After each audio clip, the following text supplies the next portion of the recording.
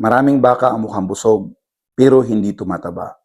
Ang ibig sabihin, hindi problema ang dami ng pagkain, kundi problema ang kalidad ng pagkain at sistema ng pagpapakain. Magandang araw mga kabaka. Ito po muli si Kabakang Arnel Corpus at welcome sa episode 18 ng Baka Alaman. Ito po ay hango mula sa Philippine Cattle Feeding Handbook. Feeding Cattle the Philippine Way, inspired by global best practices. Ngayong araw mga kabaka ay pag-uusapan natin ang feed scarcity, isa sa pinakamalaking hadlang sa paglaki at kita ng cattle farmers.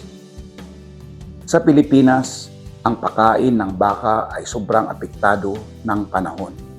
Sa tag-araw, natutuyo ang damo.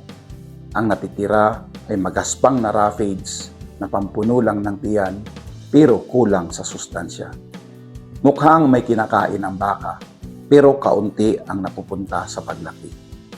Sa tag-ulan naman, sagana ang damo pero ito ay watery, mababa sa protina at madaling masira.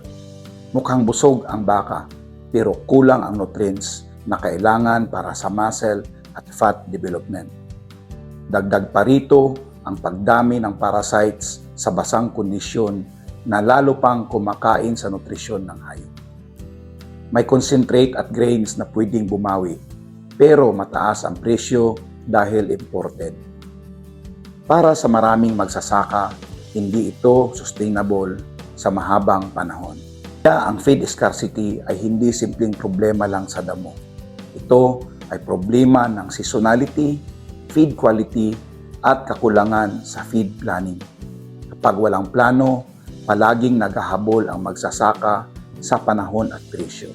Dito pumapasok ang silage, roughage conservation, at tamang paggamit ng lokal na byproducts bilang bahagi ng isang sistematikong feeding program na mas malalim pa nating pag-uusapan sa mga darating pang episodes ng Baka Alaman.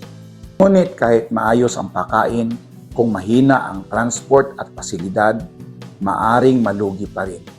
Yan ang pag-uusapan natin sa susunod na episode. Mga kabaka, ang pagkain ay hindi lang pagkain. Ito ay plano. Sa muli, ito po si Kabakang Arnel Corpus at ito ang Baka Alaman. Kaalamang mula sa karanasan, mula sa aking karanasan, para sa inyong kabuhayan. Marami pong salamat.